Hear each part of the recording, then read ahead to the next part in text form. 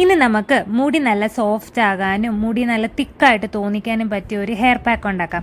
അപ്പോൾ അതിന് വേണ്ടിയിട്ട് ഒരു 3-4 വെണ്ടയ്ക്ക ഞാൻ എടുത്തിട്ടുണ്ട്. അപ്പം അവരവരുടെ മുടിയുടെ അളവിനനുസരിച്ച് വെണ്ടയ്ക്ക എടുക്കുക. അതിങ്ങനെ നമ്മുടെ മെഴുക്കുവരട്ടിക്ക് കട്ട് ചെയ്യുന്ന പോലെ ഇങ്ങനെ കട്ട് ചെയ്ത് വെക്കുക. എന്നിട്ട് ഇനി ഞാൻ ഒരു 1/2 ലിറ്റർ വെള്ളം എടുത്തിട്ടുണ്ട്. അതിലേക്ക് ഈ വെണ്ടയ്ക്ക എല്ലാം കൂടെ ചേർത്ത് കൊടുത്തിട്ട് നന്നായിട്ട് അങ്ങ് തിളപ്പിച്ചെടുക്കുക.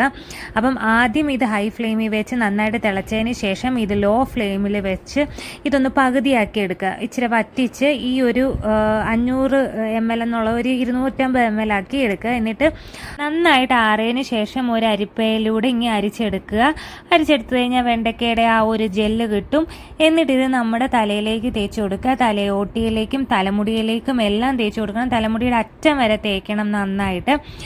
ഇത് ഞാൻ തലേ ദിവസം എണ്ണയൊക്കെ തേച്ച് ഷാമ്പൂ ചെയ്ത് നല്ല തലയോട്ടിയൊക്കെ നല്ല ക്ലീൻ ആയിട്ടിരിക്കുകയാണ്. അതിലേക്ക് ആ ഒരു മുടിയിലേക്കാണ് തേച്ച് കൊടുക്കുന്നത്. നമ്മൾ ഇതിനകത്ത് വേറെ എണ്ണയും കാര്യങ്ങളും ഒന്നും തേക്കുന്നില്ല.